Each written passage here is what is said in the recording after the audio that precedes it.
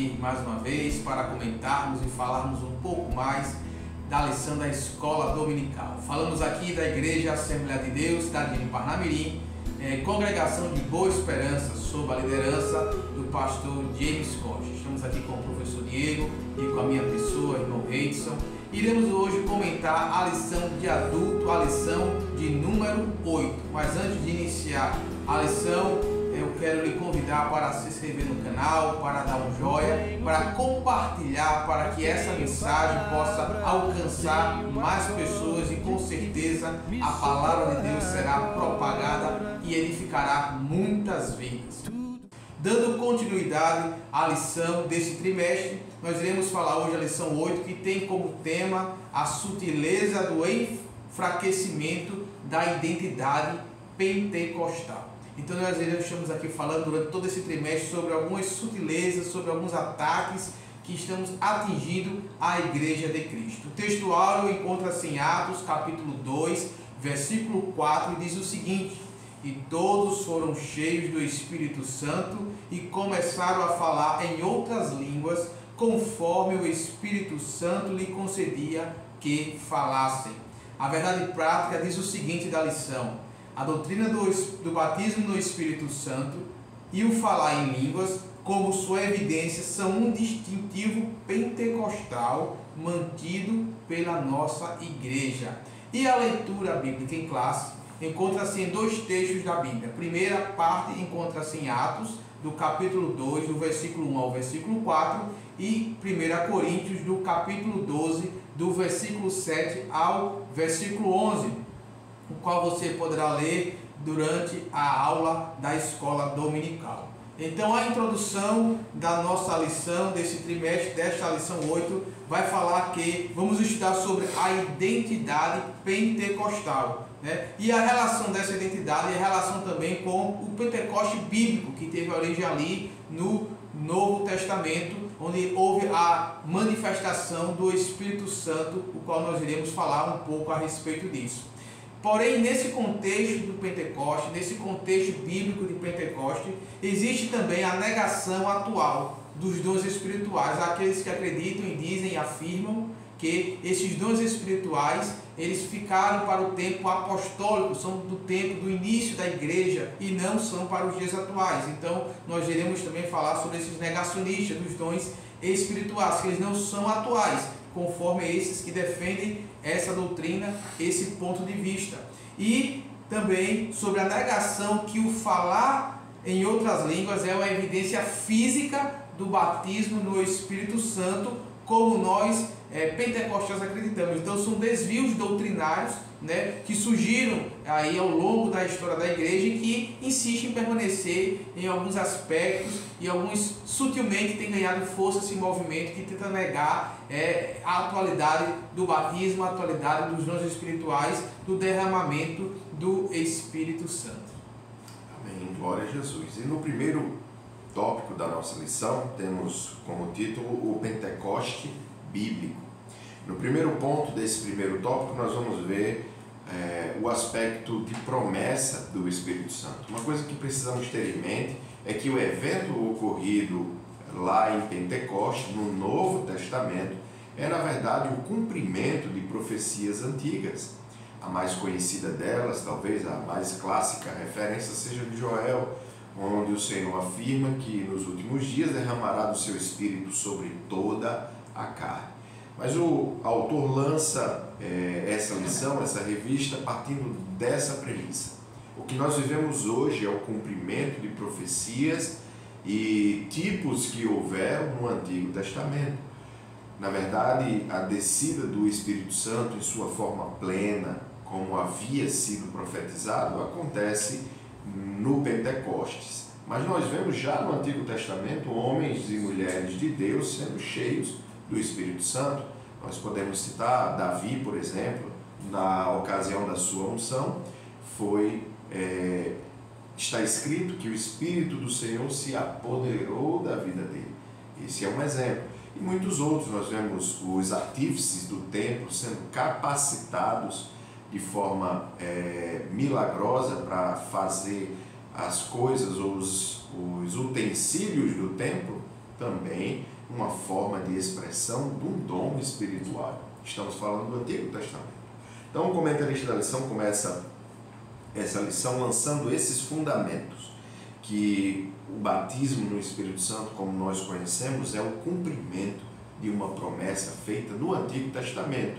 E não só isso, mas também tipos que houveram no Antigo Testamento apontando para a realidade que nós experimentamos hoje. Exatamente. Então, do Antigo Testamento, como vimos, né, tem uma pequena diferença quando vamos abordar agora a parte do Espírito derramado no Novo Testamento, que no Antigo Testamento essa demonstração do Espírito Santo ela era mais específica, né? Pessoas específicas como Sansão, como Gideão, né? Davi. E agora no Novo Testamento, com o cumprimento dessa promessa que já foi profetizada, né? Fora profetizada no Antigo Testamento, que houve ocasiões em que ele era manifesto em alguns profetas, reis e sacerdotes, aqueles que ali construíram o tabernáculo, assim também como o próprio templo, né? Vemos aí que ele é mais abrangente. Então no Novo Testamento tem-se o cumprimento dessa promessa, né?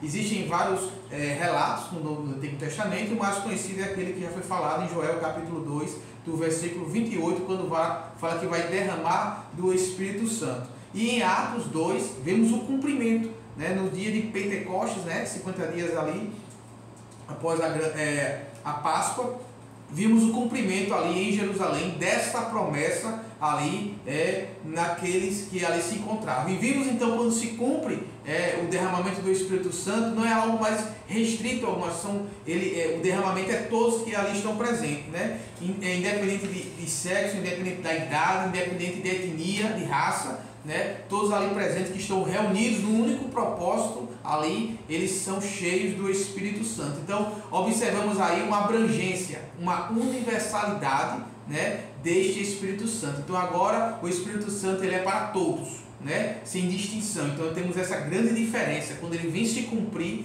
ele tem um caráter mais universal. Então todos somos capacitados e temos condições de sermos cheios do Espírito Santo. E na verdade nós somos convidados a sermos cheios do Espírito Santo e a buscar os dons espirituais. Então todos os que creem, e não apenas alguns escolhidos, podem ser revestidos pelo Espírito Santo, diferentemente do Antigo Pacto, né, no qual apenas pessoas específicas tinham o privilégio de serem usadas por Deus. Então nós, da Nova Aliança, nós que vivemos atualmente, temos esse privilégio, né, de sermos cheios do Espírito Santo. Então nós agora temos esse dom, esse privilégio, e somos então capacitados para cumprir a missão.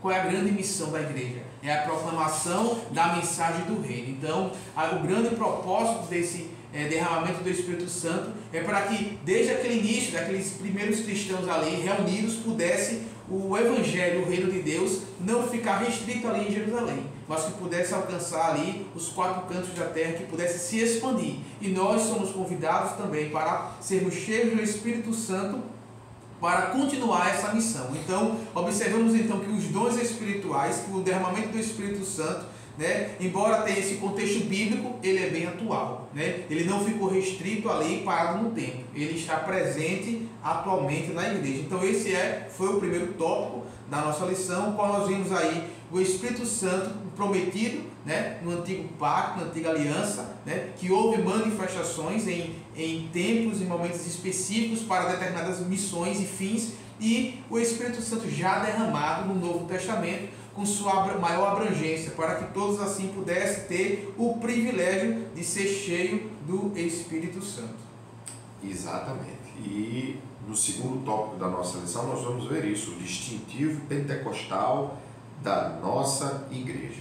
O primeiro ponto é a atualidade dos dons espirituais. Então, em primeiro lugar, precisamos reconhecer que há irmãos em Cristo Jesus que acreditam que os dons espirituais cessaram. Aqui o comentarista da lição vai fazer um breve tratado sobre isso. Ele afirma que o erro de acreditar nisso, esse erro doutrinário, foi introduzido por Agostinho de Hipona, em 354, que viveu de 354 a 430, né, depois de Cristo. E, além disso, ele vem nos falar que os reformadores da igreja, que atuaram na Reforma Protestante não se desvencilharam dessa doutrina.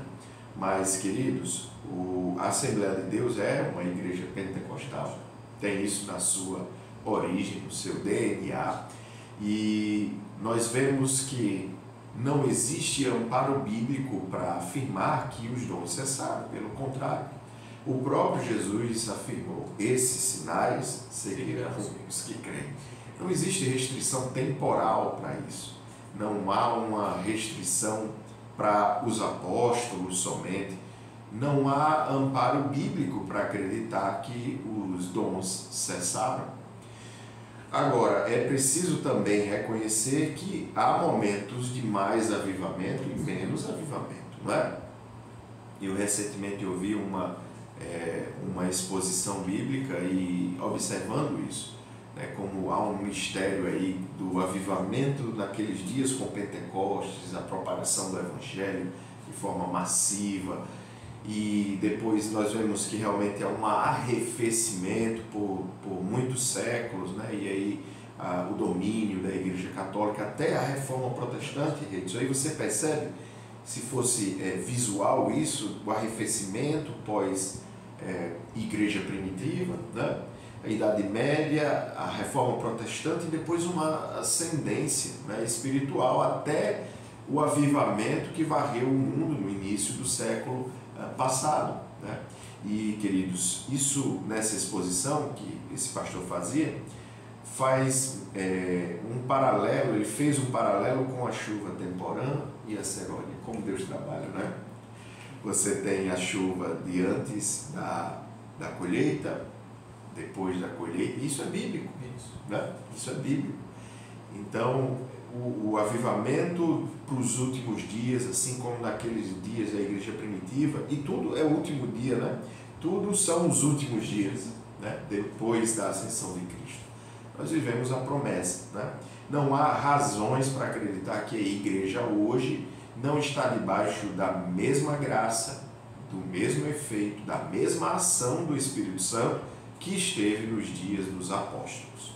Exatamente. Então, vimos então a questão dos dons, a questão do avivamento, né? Ela, ao longo dos séculos após esse avivamento inicial, né? Houve uma grande diminuição e até mesmo os reformadores, né? Eles vieram nessa linha e que deixaram de lado a questão pentecostal, né? Embora eles reformaram a igreja, houve toda uma doutrinação diferente daquilo que era predominante, que era a igreja católica, mas não houve naquele momento ainda uma questão pentecostal que só vem ter uma maior ênfase no início do século passado. E aí surge então a Assembleia de Deus, que é aqui no Brasil. E aí já esse segundo tópico, que fala das línguas como evidência, vai falar justamente que no tratado da Declaração de Fé das Assembleias de Deus, lá em 1916, ali no início ali da sua fundação, ele vem afirmar que o batismo dos crentes no Espírito Santo é testemunhado pelo sinal físico inicial do falar em outras línguas. Então vemos que essa doutrina, ela surge igualmente aí daquele movimento que surgiu ali nos Estados Unidos, na Rua Azusa, e vem chegar até o Brasil com os missionários que aqui chegaram,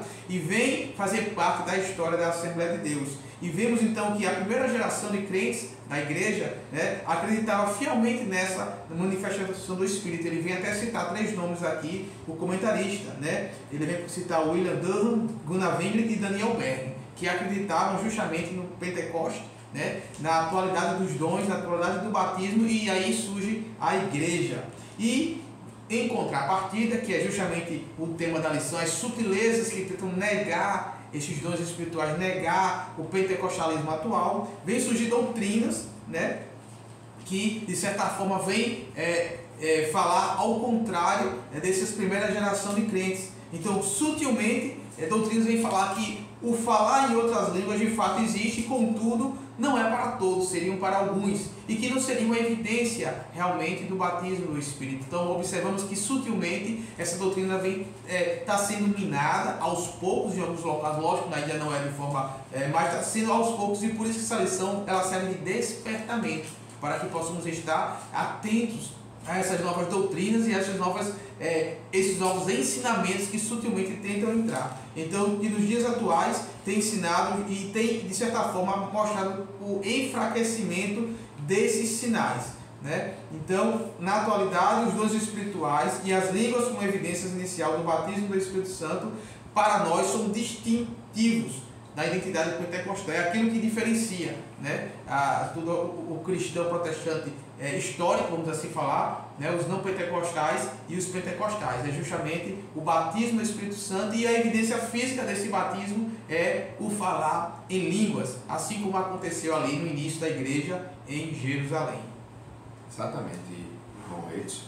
E assim a gente chega ao terceiro tópico, né, da nossa lição, mantendo a chama pentecostal acesa. O primeiro ponto aqui nesse tópico é fidelidade às Escrituras. Veja como o comentarista da lição inicia esse tópico.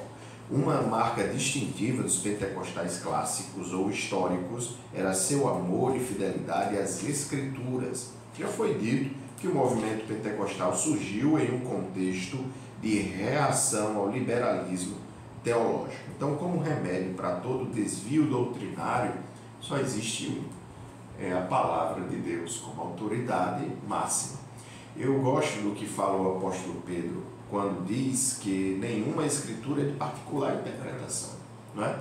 E isso é para nós algo muito importante, porque ele está dizendo, olha, existe uma âncora aqui, né? Não importa o ponto de vista que você tenha dela, mas a âncora e a verdade é a palavra de Deus. E isso fica claro, queridos, quando nós olhamos como doutrina por uma lente, né, e todos, nós seres humanos temos esse problema, né, de enviesando a nossa cosmovisão. Isso é normal, irmãos, isso é natural. O problema é quando isso vai prejudicar o nosso relacionamento com Deus, os seus propósitos espirituais para a igreja. E é isso que acontece. Muitas vezes, quando nós abrimos mão de algo por não ter a visão clara espiritual das coisas. É óbvio que, olhando para as Escrituras também, nós vemos que crentes fiéis, nós vemos Paulo experimentar isso, né? Crentes fiéis não conheciam, não haviam experimentado o Espírito Santo. Mas Paulo reconhecia neles servos de Cristo, e impõe as mãos sobre eles, e como evidência física da descida do Espírito Santo, está escrito, eles falaram outras línguas, né? E aí nós vemos nesse episódio muito sobre o que estamos estudando hoje. A fidelidade às Escrituras, a sutileza de ir transformando essa experiência espiritual fundamental para a igreja, né? Porque o Espírito Santo de Deus é o dínamos, é a força, é a graça, a expressão do poder e da virtude de Deus na nossa vida. Olha que privilégio a gente abrir mão disso por causa de uma interpretação pessoal, né, de que não, isso era para o dia ou os dias dos apóstolos. Não. E isso tem um preço, né? Então é importante, e aqui o comentário da lição prossegue falando sobre isso.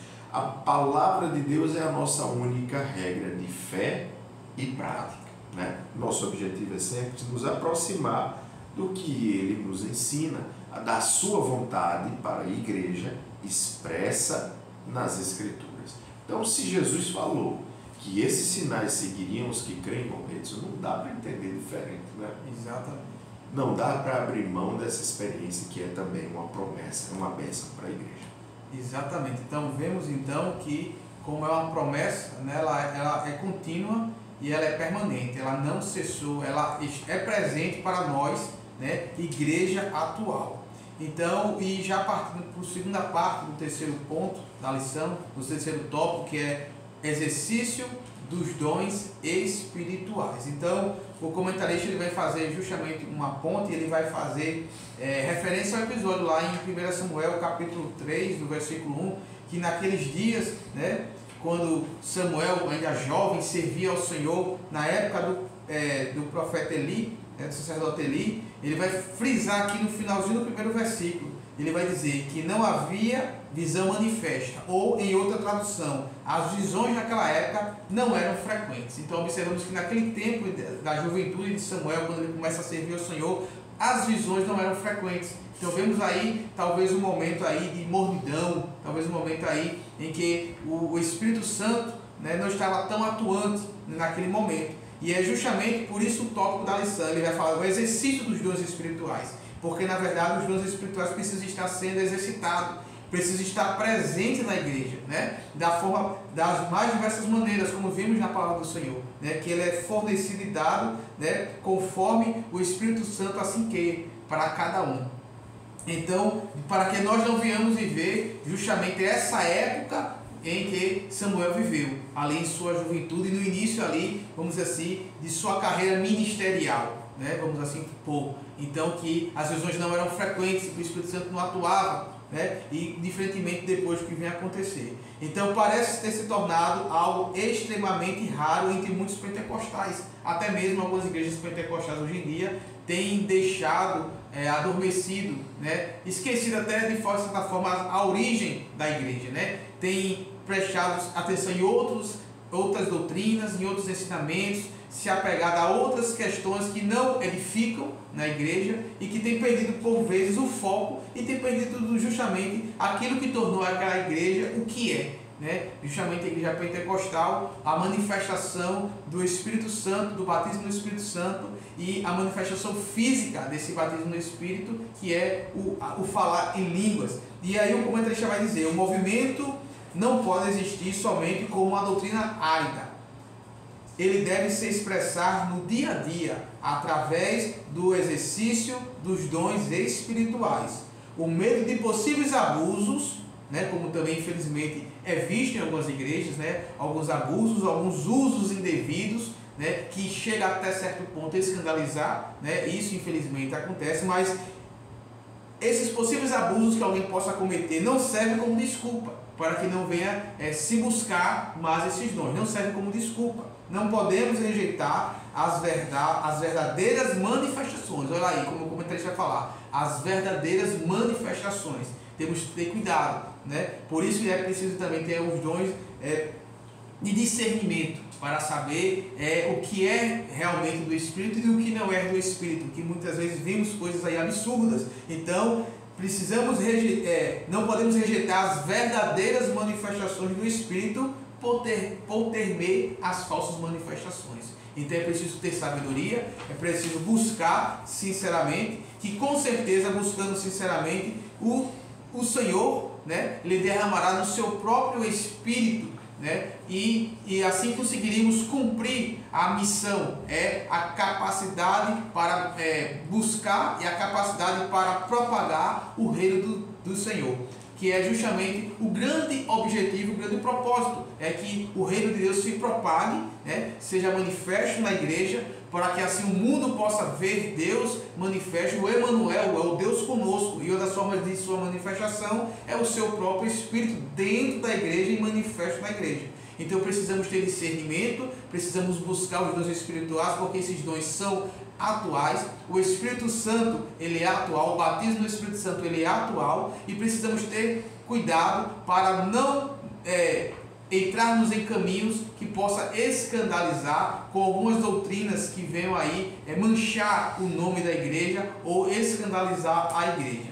Então, esse é o propósito então do derramamento do Espírito, é a capacitação do crente, a capacitação para que o reino de Deus possa crescer e possa se avançar. E podemos assim então falar de acordo com a palavra do Senhor, né, que o inferno as portas do inferno não vão prevalecer, né, contra a igreja, porque a igreja forte, cheia do Espírito Santo, ela será capacitada para cumprir o ID do Senhor.